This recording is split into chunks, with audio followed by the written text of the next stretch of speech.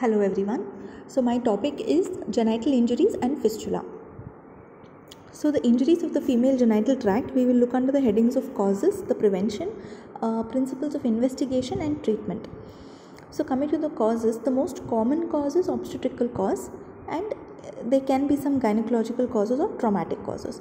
Obstetrical most commonly in deliveries, whenever there is any instrumental delivery, or when there is obstructed labor, or when the patient is in labor, like fully dilated in labor for a very long time, for more than 1 or 2 hours, then there are more chances of perineal injuries or genital tract injuries.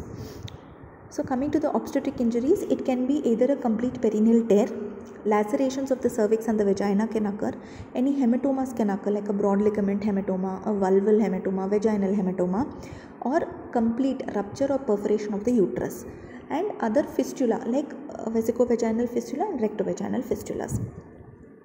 So the causes, most injuries occur during childbirth, and they are frequent as a result of inexpert technique, where there is no proper or unskilled people who are conducting the delivery, and in abnormal labor presentations with obstetric manipulations, any posterior position of the occiput of the fetus, then rotation of the head with forceps or difficult forceps delivery, and any case of CPD. If any CPD is there, if the patient is having CPD and they have left for delivery, then that can also lead to prolonged labor and obstructed labor eventually. So the thing is, majority of these conditions are preventable. Only thing, we have to be vigilant, and in case of CPD, recognize it early and treat by LSCS, in time LSCS. Worst injury is the rupture of uterus, which has a high mortality and morbidity rate. So coming to injuries of the perineum, normally during labor, minor degree of laceration in the perineum is always common, and lacerations are major only in operative deliveries. So there are 5 to 6 times more in primipara. Lacerations are of 4 degrees. What are the 4 degrees? First degree is where the laceration is restricted only to the skin. Second degree is where the muscles of the perineal body along with the skin are torn. Third degree is where it extends through the external sphincter of the anus, and fourth one involves the anus, the complete internal and external sphincter of the anus, and rectal mucosa is also involved. So we see here, this is at crowning, just after crowning where the head is popping out. What we have to do is, we have to give occipital pressure on the fetal head so that it maintains flexion. And when we give that, the tears are usually lesser. When there is sudden extension of the head after delivery, there will be definitely some kind of genital injuries other than episiotomy.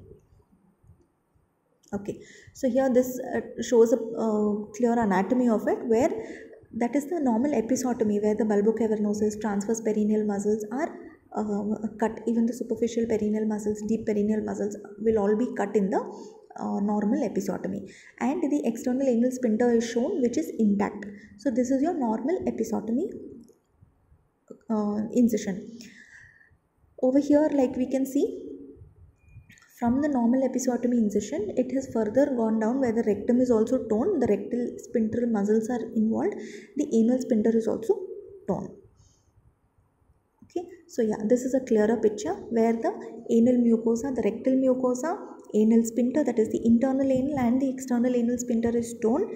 Along with that, the normal episiotomy, that is the bulbocavernosus, transverse perineal muscles are all tattered. Okay, so again it's a revision. Small first degree lacerations restricted to the skin of the foreshead. Small lacerations in first degree are usually not sutured. If it is not bleeding, no need to suture, it will heal on its own.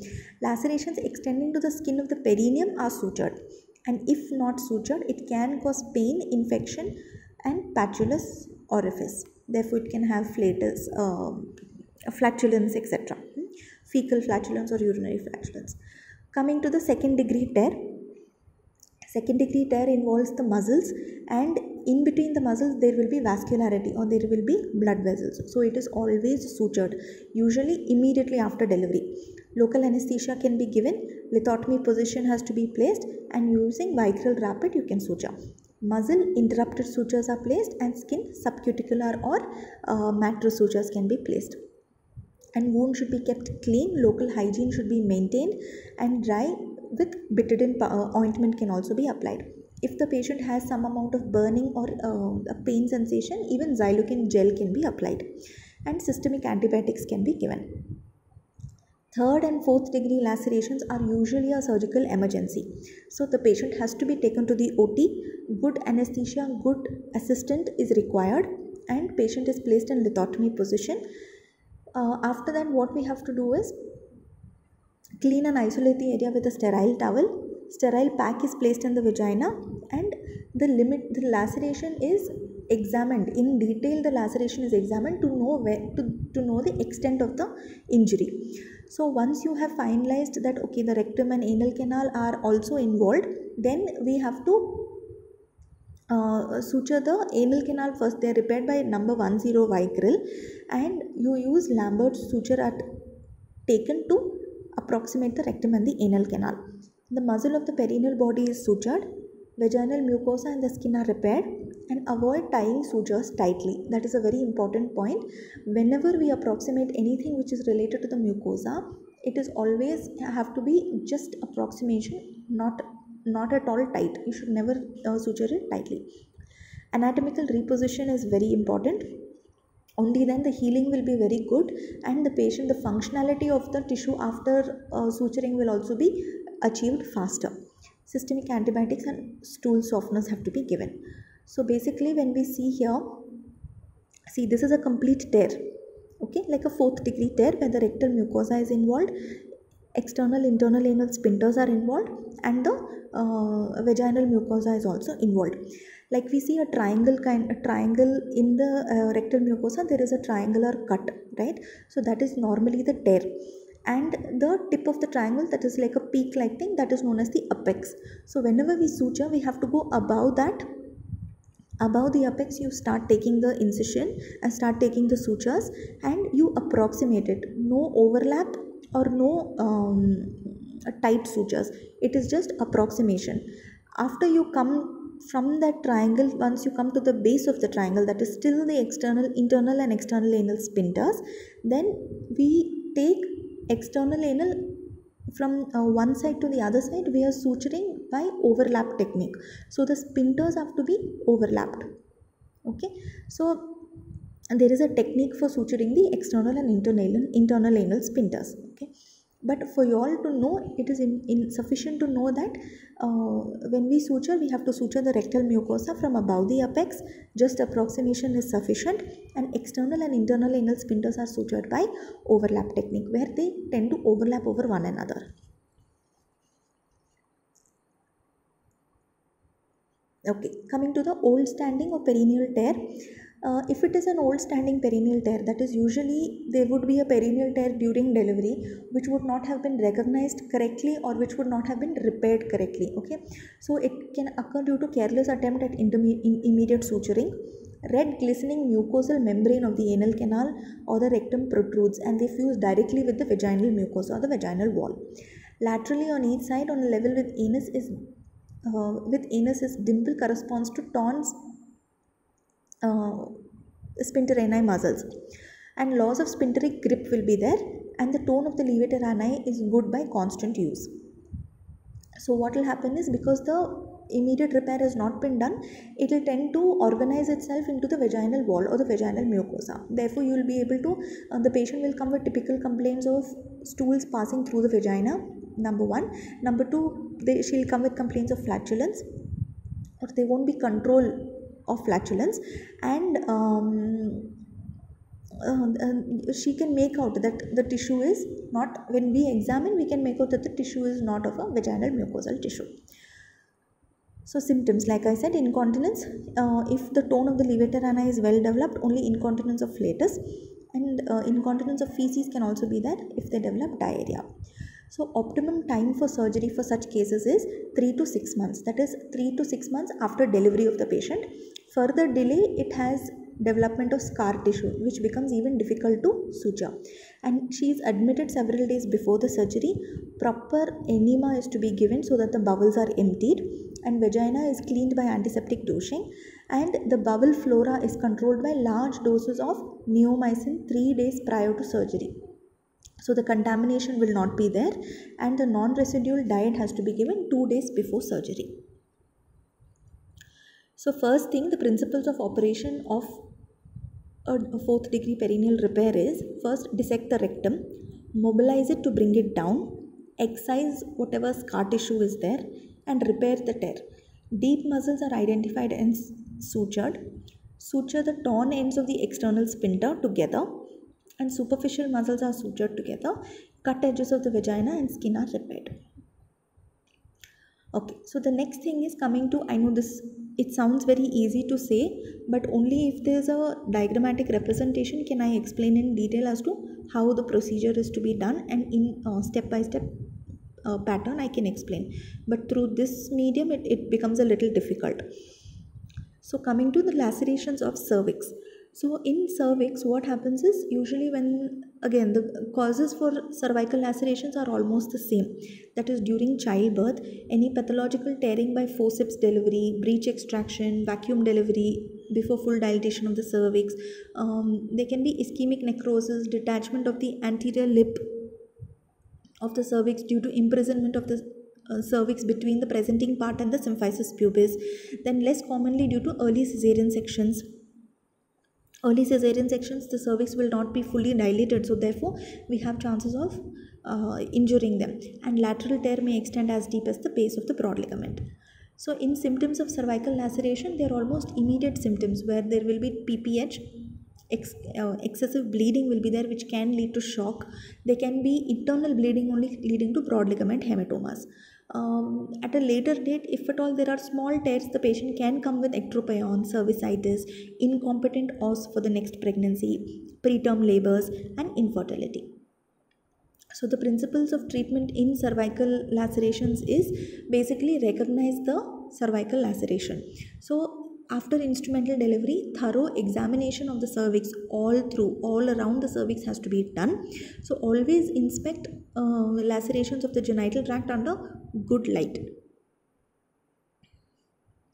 Suture carefully. Broad ligament vault tear, you have to take up for a laparotomy, and if it is a cervical tear, it can be sutured with good assistance. Using bilateral speculums have to be applied, the apex of the cervix has to be recognized, and sutures have to be taken. Okay, so coming to the lacerations of the vagina, they occur following instrumental deliveries. Inspect the lower genital tract under good vision and secure perfect hemostasis. You can secure perfect hemostasis by, once you recognize the bleeder, suture the bleeder, ligate the bleeder, or if you're not able to recognize the bleeder, just give constant pressure by packing the vagina. So one more injury which can occur during traumatic deliveries or in the genital tract is a rectovaginal fistula. So what is a fistula? Fistula is a connection between two epithelial surfaces. Okay, so this is a common obstetric injury. Imperfectly sutured complete tear can lead to a fistula, and in this accidental opening of the rectum while doing perineopathy, or due to tuberculosis or lymphogranuloma venia, that is any infections, can also cause any advanced malignancies, or following Werdin's operation, patient can come with a fistula. Following radiotherapy, chemotherapy, carcinoma bowel extending to the vagina, or surgically opened pelvic abscesses, anal crypt abscesses bursting into the vagina. So these are the common causes for a formation of a rectovaginal fistula. So how do you treat? The basic treatment is traumatic fistulas, treat by surgery immediately. A rectovaginal fistula, if you have recognized at a later date, or the patient comes after a certain amount of time of her deliveries, then what we have to do is we have to cut open the fistula. That means you have to make it into a complete perineal tear. See, a fistula is basically a connection. Okay, so it is a tract from one epithelium to another epithelium. So we have to cut open that tract in order to make it a complete perineal tear, where the rectum is exposed, where the vaginal mucosa is exposed, and the muscles are also exposed. And that you can easily suture by normal. You can take number 1 Vicryl or Vicryl Rapid and easily suture it from the apex. Any high rectovaginal fistulas, then you need to evaluate further. Therefore, it can require preliminary colostomy. Fistula due to CS cervix requires an exenteration surgery, and fistula by radiotherapy successfully closed by colpoclesis. So the next kind of injury that occurs is rupture of the uterus. Rupture of the uterus can be complete or incomplete. Most common causes are old scars of classical cesarean sections or previous hysterotomies who have undergone now vaginal deliveries, neglected or obstructed deliveries, injudicious use of oxytocin or misuse of oxytocin, myomectomy scar, previous perforations, and septoplasties. They present with severe pain abdomen and shock. Resuscitate, do a laparotomy, repair, or if it is not being repaired, remove the uterus.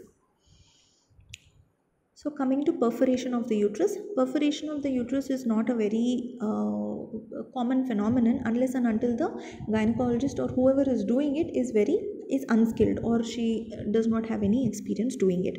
So this can easily be uterus can easily be perforated by an uterine sound or during insertion of an IUCD, during MTP or a hysteroscopic procedures.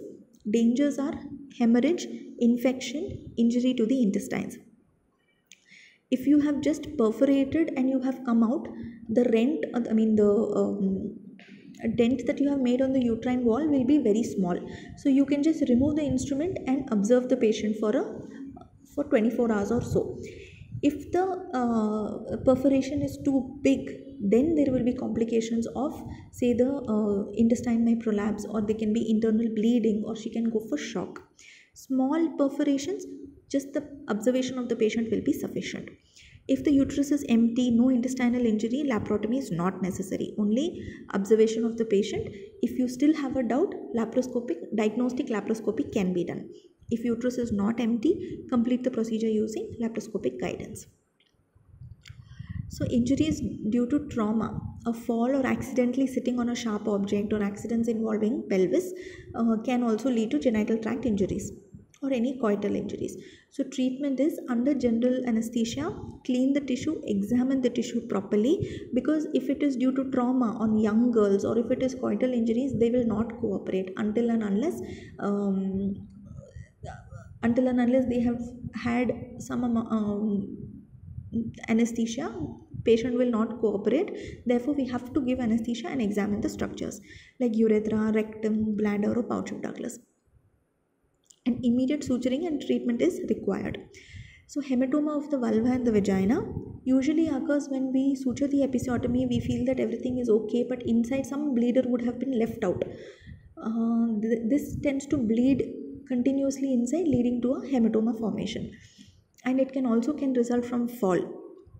So in these cases, what we have to do, again under anesthesia, examine. If episiotomy has been sutured, then remove the episiotomy suture, clear the hematoma, that is remove the hematoma deep within, and then suture it back.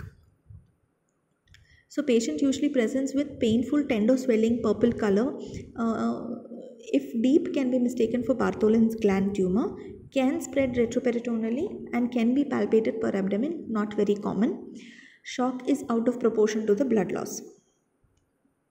Okay, so treatment is, first is evacuation of the clot, securing the bleeder, and obliteration of the cavity by suturing. Small and inaccessible hematoma, you can just wait and try for conservative management.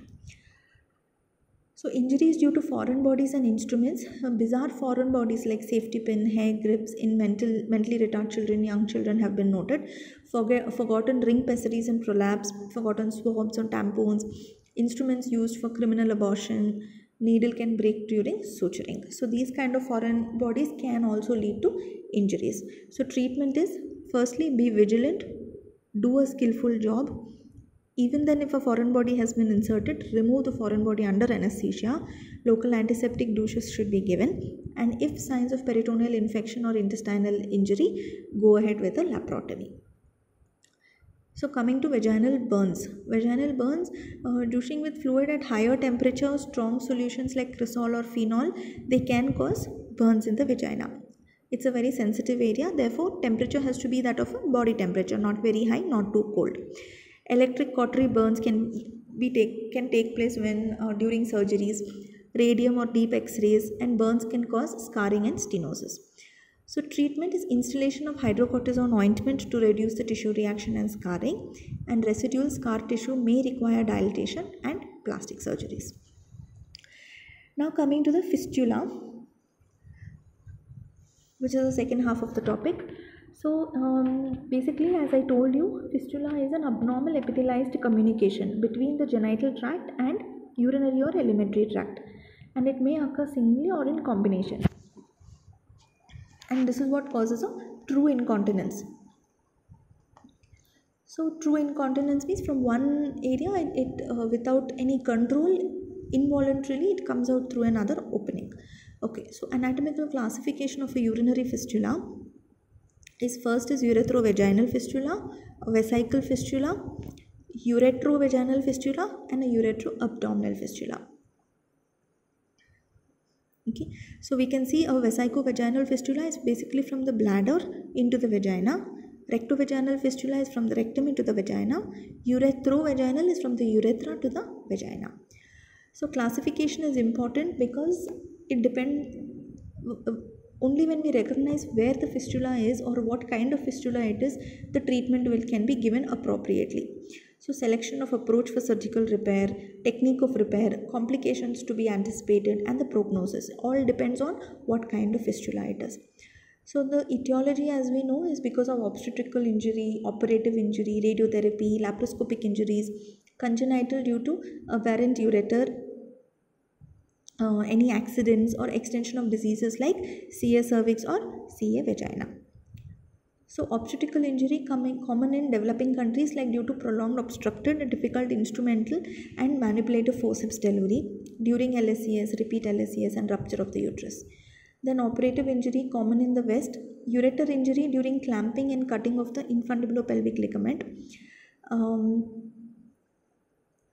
during uterine hysterectomies or surgeries, ureter in the ureteric canal in radical operations, bladder during mobilization of the cervix, poor exposure of the tissue, any faulty technique or distorted anatomy in endometriosis, PID, cervical fibroid or previous radiations.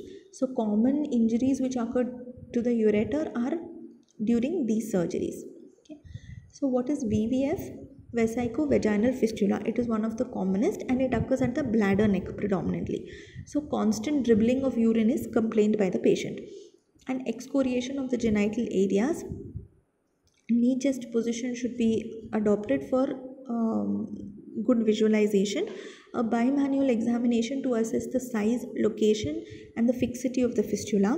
A 3-swab test of Moir is done. What is 3-swab test? You can read it up.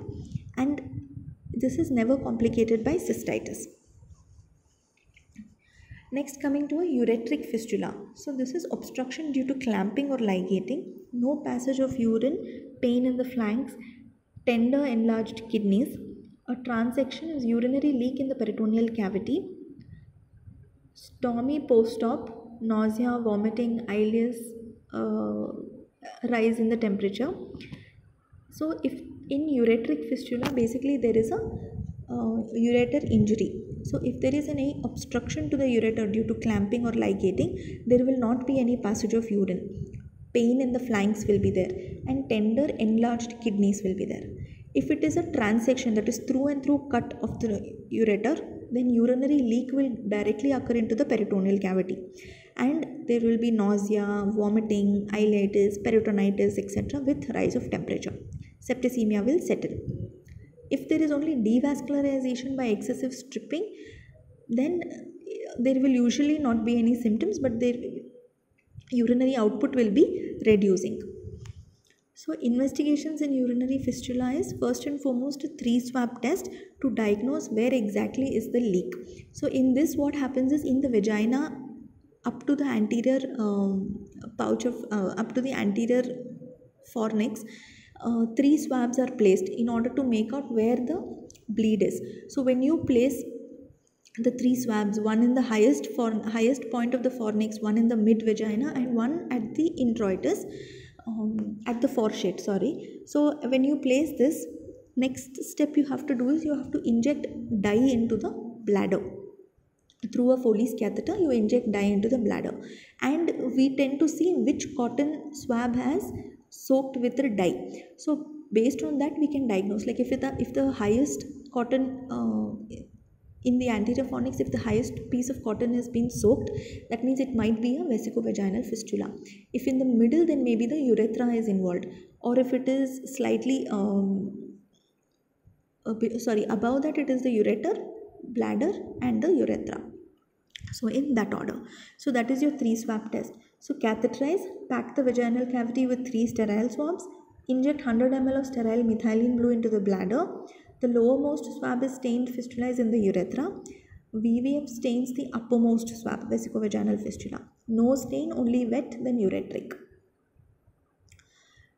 So coming to the investigations. So first is ultrasound has to be done of the kidney predominantly, and intravenous pyelography, cystoscopy, urine culture, ureteric catheterization, RFT, biopsy from the edge of the fistula. Management of fistula is mainly conservative. Spontaneous healing is known. If the fistula is small, then spontaneous healing will occur. Only thing is we have to drain the bladder continuously for 3 weeks to 3 months. Fistula less than 3 mm in diameter, less than 3 mm, bladder fulguration by electrocautery or laser is done. So surgery for vesicovaginal fistula can be a vaginal approach, small, recent, obstetric, non-complicated. You can vaginally try it, or it can be an abdominal approach if it is a large fistula close to the ureteric orifice or previous repetitive failure. So one technique is the Latsko procedure. So what is Latsko procedure? In this, first we have to do a preoperative cystoscopy. Then ureteric catheterization has to be done, and in this it is a transvaginal approach. Okay, so in this what you do is you recognize the fistula, you recognize the entry and the exit of the fistula, okay, the tract basically, and we mobilize the vaginal tissue around the fistula. That means we excise, a circular incision is made around the fistula and it is taken out. That means the entire tissue is taken out, and we basically denude the epithelium in the fistula, and whatever opening is made, we close it layer by layer. Okay, so that is basically Latsko procedure. And what is the suture we use? We use polyglycolic suture 30, 2 layers without tension. Vagina is closed without tension in a transverse direction. After the procedure, we have to inject some dye, methylene blue or any dye, into the bladder, and we have to see if it is coming through the vagina. If it is still coming, that means there is some opening which has been left out. So that is Latsko procedure. Next thing is the Chassamoyer technique of VVF repair. In this, wide separation of the vagina and the bladder is done by a flap splitting method. So you separate the bladder and the vaginal flaps, and suture line of the bladder and the vagina, they should not and they do not overlap. Meticulous hemostasis has to be achieved, and extensive fistula bulbocavernous muscle is used as a graft.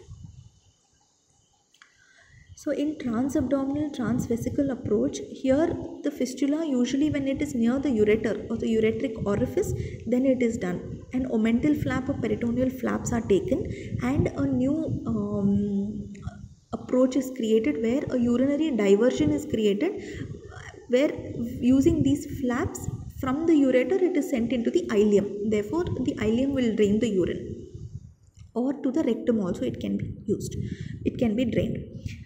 So coming to the post-operative care, usually any fistulic repair, continuous bladder drainage has to be there for 14 days. For urethrovesical fistula, suprapubic cystostomy has to be done. Antibiotics have to be given. No intercourse or vaginal examination for 3 months, and no vaginal deliveries.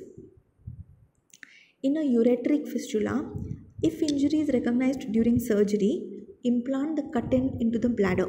So if there is a proper injury and if you have recognized at the earliest, you cut the fistulic part of it and introduce it into the bladder at a separate opening, or rolled flap of bladder. It's known as Bowery operation. In case of delayed diagnosis, a percutaneous nephrostomy can be done to tide over the crisis.